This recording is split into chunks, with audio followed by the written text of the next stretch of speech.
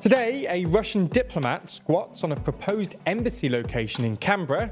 Russia launches more missiles at Ukraine. Thousands have been found to have been unable to vote in May's local elections. Facebook and Instagram block news in Canada. And the passengers on board the Titan have unfortunately reportedly died. From TLDR News, this is your daily briefing for Friday the 23rd of June 2023. A Russian diplomat has been squatting on the proposed site of a new embassy location in Canberra after Australia terminated the building contract due to national security concerns. A man dressed in a puffer jacket and jeans and seen smoking a cigarette is believed to be a Russian diplomat, protesting the actions of the Australian government. Although the land is no longer a Russian possession, due to diplomatic immunity, the police are unable to arrest or remove him from the grounds. He's apparently been living in a portable cabin in the grounds since Sunday, when passers-by were first made aware of his presence. In a situation that began developing last week, the new embassy was meant to be only a quarter mile from Parliament House, and was described as a risk to Australia's national interest, with security advice to terminate the contract. It's still only partially complete, with the Russians still in the old Soviet Union embassy in Griffith. Russia's embassy responded to Australia, accusing it of Russophobic hysteria, and subsequently denied 48 Australians from entering the country this week. They also plan to challenge the lease termination in the High Court.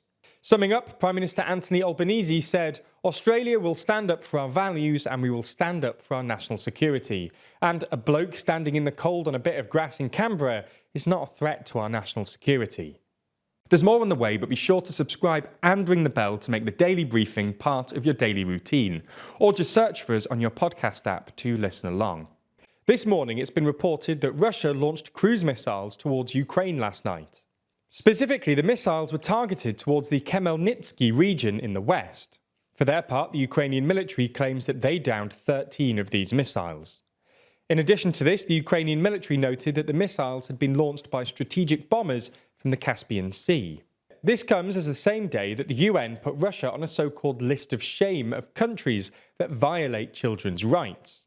This UN report confirmed that 477 children have been killed in Ukraine in 2022. This includes 136 attributed to Russian forces and 80 to Ukrainian armed forces. About this, UN Secretary-General Antonio said, "I am particularly shocked by the high number of attacks against schools, hospitals and protected personnel, and by the large number of deaths and maimings of children attributed to Russian forces and affiliated armed groups." So that's what's been happening in Ukraine today. Let's move and discuss what's been happening in the UK. 14,000 people in the UK were estimated to have been unable to vote in the May local elections due to a new voter ID law, according to an interim Electoral Commission report. In the tally of those who had been refused their vote, 70% of respondents were due to not bringing their ID, and 30% brought the wrong ID, with only 63% returning after being turned away. In addition, 40% of polling places used greeters, meaning more cases were potentially turned away before they could have been registered. Additionally, in the report, 4% of those who did not vote said it was due to new ID laws, potentially widening the scope of impact by potentially up to 400,000 people, if turnout is revealed to be in line with previous local elections. The Conservatives introduced the voter ID legislation to combat what they saw as voter fraud, despite only one conviction in 2019 of impersonation. Jacob Rees-Mogg would later admit that the Conservatives had tried to gerrymander their way to election victory. It would later turn out that the impact of the new legislation actually hurt the Conservatives more than any other party, with the elderly reportedly the most impacted from the laws. The Tories would go on to lose more than 1,000 seats in the local elections. If you want more content like this from TLDR, then make sure you check out Nebula, where each week we release a roundup of what's been happening in Westminster in our series This Week in Parliament. A new law passed in the Canadian Parliament means that digital giants need to make fair commercial deals with news outlets for news that's shared on their platforms. If they fail to do so, they will face binding arbitration. In response to this, Facebook and Instagram users will be blocked from viewing Canadian news on the platform. Google is reportedly also looking into a similar move to Facebook and Instagram, as another critic of the move. After hearing about Meta's decision to block news content, Canadian Heritage Minister Payball Rodriguez said it was regrettable but vowed to stand up for Canadians against tech giants. Prior to this announcement, the Canadian Prime Minister, Justin Trudeau, had said that opposition to the bill was flawed and dangerous to our democracy, to our economy. For their part, Google has said that they proposed amendments to the bill, but that so far none of our concerns have been addressed. Canada isn't the only country to have looked into passing this kind of legislation. Australia has also clashed with social media giants for trying to get them to pay for news. We'll update you on this story as it develops. The search for the OceanGate Titan submersible has concluded after it was determined that it had suffered a catastrophic implosion with the loss of all 5 people on board. They were Stockton Rush, CEO of OceanGate, Paul Henry Nargeolet, a French explorer nicknamed Mr. Titanic, Shahzada Darwood and his son Suleiman, and Hamish Harding. The ship had gone missing on Sunday, with the Coast Guard being alerted at 5:40 p.m. local time that a submersible was overdue. A mass search followed, and reports of banging being reported on Tuesday gave everyone hope. However, on Thursday afternoon, it was revealed that the worst had happened, and a debris field had been discovered. They'd found the tail cone of the submersible only 1,600 feet away from the bow of the Titanic, as well as the landing frame in a separate debris field close by, consistent with a catastrophic implosion. The Wall Street Journal reported that on Sunday, the US Navy detected an acoustic signature that potentially indicated an implosion where the submersible lost communication. This was relayed to search commanders and helped narrow the search pattern, as it was deemed too inconclusive to stop the search at that time.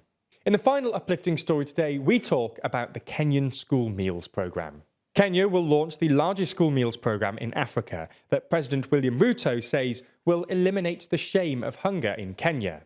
In an $8.7 million collaboration between the non-profit Food for Education organisation and Nairobi County, 10 new kitchens will be able to make 400,000 meals daily for 225 primary school and early childhood development centres.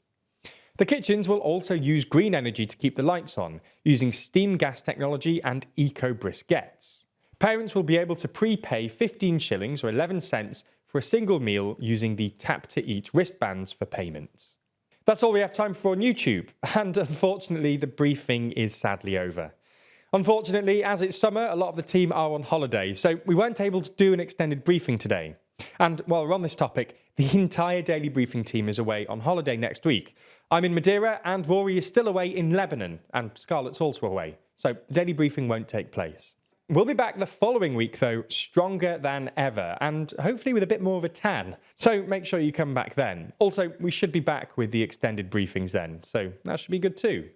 That's the streaming service we're building with a bunch of our creator friends, many of whom you're likely to be already watching. That means that by signing up, you not only get an extended ad-free daily briefing every single day, you also get to watch exclusive and ad-free videos from the best educational creators on YouTube. That's things like Real Life Law's incredible Modern Conflicts, which breaks down contemporary disputes around the world, Neo's Underexposure, which beautifully dives into complex and shadowy topics you've always wanted to know more about, or Extremities from Wendover Productions, which uncovers some of the world's most remote places. All of these are only available on Nebula, just like our extended daily briefings and a whole bunch of other exclusive TLDR content which never comes to YouTube. If you want to sign up, use the link in the description so that they know you came through us. That helps us out a whole lot, as does watching on Nebula more generally. So thanks for signing up, and we'll see you on Nebula.